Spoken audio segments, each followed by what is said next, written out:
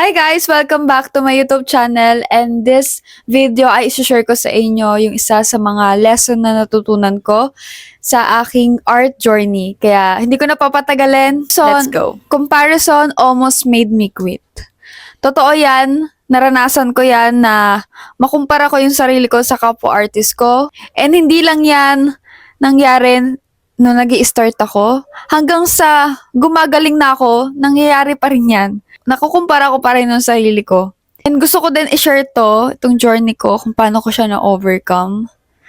Kung ikaw din ay katulad ko na nakukumpara din yung sarili sa mga artist na magagaling, sa mga, yung kinukumpara mo yung art skill mo sa kaibigan mo man, sa kaklase mo, panoorin mo yung video na to. Kasi para talaga sa'yo to. Bali, nag-start yan, hindi pa ako nagpa-practice. Hindi pa ako nag-try na aralin yung art. Nakukumpara ko na yung sarili ko. Meron na akong mindset na hindi ko kaya yon, na mas magaling sila. Na ako, ganito lang, hindi talaga ako marunong. So, dun na nag-start yon. Na di pa ako nagsisimula, nakukumpara ko na agad yung sarili ko. Ang taas ng insecurities ko pagdating sa art. Kapag may nakita akong mas magaling sa akin, nakaklase ko, kaibigan ko, grabe yung insecurity ko. Pero yung nangyari na yon, naging way siya naging parang motivation siya na subukan ko rin, na i-practice ko din. Pero yun nga, dahil nga nauunahan ng insecurity, nauunahan ng inggit, nauunahan ng pagkukumpara, hindi ako consistent, hindi ko nagagawa ng maayos yung pagdodrawing ko kasi laging nakukumpara ko yung sarili ko sa kanila. It took me a lot of years na ma-overcome yung ganong insecurities. Ikaw as a beginner artist or artist ka na ng matagal, hindi guarantee na kahit magaling ka or hindi ka magaling, ay hindi mo na nakukumpara yung sarili mo sa ibang tao.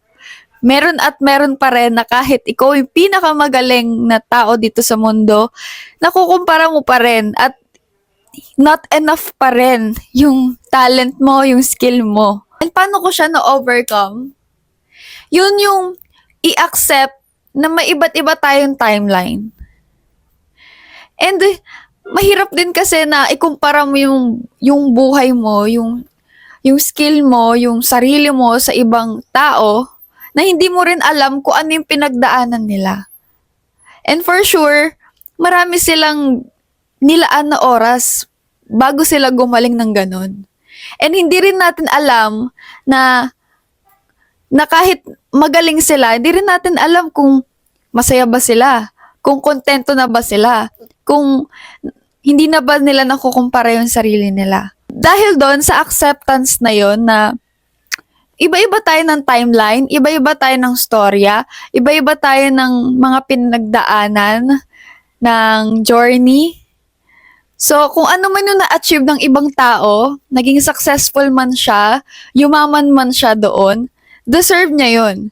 So, kung ano man yung mga narating ng isang tao na hinahangaan mo, or kinukumpara mo yung sarili mo sa taong to, ano man yung nangyayari sa kanya, deserve niya yon. And yung acceptance na yon, yung ganong mindset, is nakakapagbigay siya ng healing din sa'yo, and mababago ka rin nun Mababago ka rin ng ganong mindset. Na alam mo na meron kang sariling timeline, and may nilaan sa'yo at plinano si God sa'yo na para sa'yo, para sa atin, para sa akin. And sa kanya, nangyayari yun sa kanya because deserve niya yun.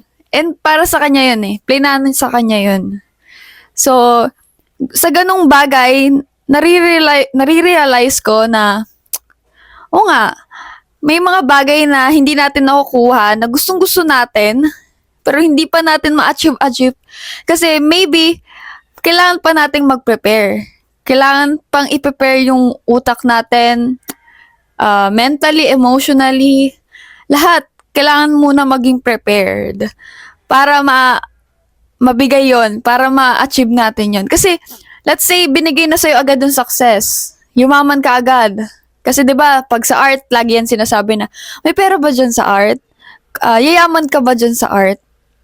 Lahat naman ng trabaho, lahat naman ng pwede mong pagkakitaan. Sa una talaga, may hirapan ka eh. Sa una is, may ano talaga eh, may challenge.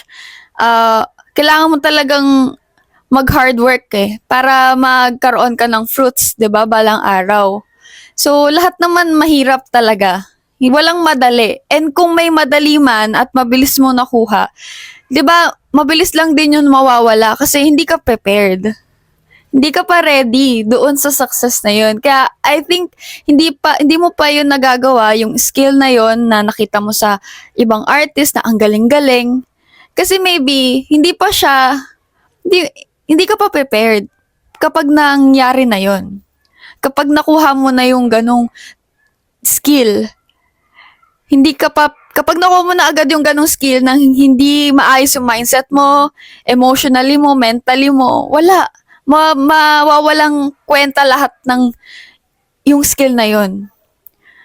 Baka i-take for granted mo lang din yun. So, may mga reason kung bakit hindi pa natin nakukuha yung mga bagay na gusto natin. May mga reason kung bakit mo rin na-compare yung sarili mo sa kapwa-artist mo. Maybe yun din yung maging way para mas lalo kang sipagan, mas lalo mong galingan, mas lalo kang ma-inspire. Ayun, yun yung mas maganda na makukumpara mo yung sarili mo sa kapwa-artist mo, pero nai-inspire ka sa kanya.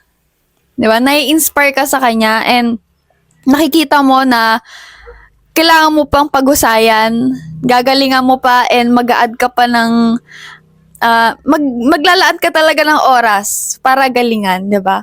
So maging positive rin tayo, 'di ba? Na kaya 'yun nangyari kasi para pang motivation din sa'yo, pang ma-inspire ka lalo. Kaya kung ikukumpara natin yung sarili natin sa kapwa-artist natin, sa mga successful na tao, make sure na nai-inspire ka. Nai-inspire ka, nagko-continue ka, nagko-consistent ka, and ayun, yung meron kang driven na parang balang araw, ma-achieve mo din yon.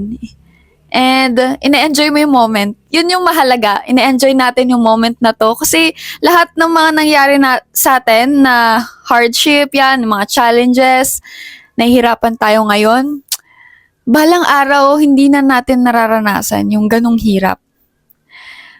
Yung hindi mo kaya makapag-drawing ng kahit flowers, balang araw, magagawa mo din yon kapag nagpatuloy ka. So, enjoy lang natin yung moment na to kasi hindi forever na nandito tayo. Hindi forever na ganito lang yung kaya mo. Hindi forever na hanggang stickman ka lang tapos consistent ka, nag-aaral ka, nagpa-practice ka everyday. For sure, meron niyang fruits of labor, merong mangyayari dyan na magandang resulta. Kasi nag-consistent ka, nagpatuloy ka, nagpa-practice ka everyday, hindi ka palaging stickman. Hindi ka palagi nandoon. Kasi nagpatuloy ka. Kaya ayun lang din ang gusto ko ma-share sa inyo. And matuwa tayo na may nakita tayong successful na artist, yumaman sa pag-art. Kasi artist tayo and nakikita natin doon na kung nag-work sa kanya, mag-work din sa atin. Kung naging successful siya, for sure, magiging successful din tayo kapag nag-continue tayo, nagpatuloy tayo, naglaan tayo, nag-invest tayo ng oras, at pinaghusayan talaga natin. And for sure, mangyayari yon. Mangyayari din sa iyo yon. Yung mga inaasam mo na gusto mong yung mga inaasam mo na gagaling ka rin and magiging kasing husay niya. So that's it. I hope nakatulong itong video ko na to. And thank you for watching. See you in the next video. Bye-bye!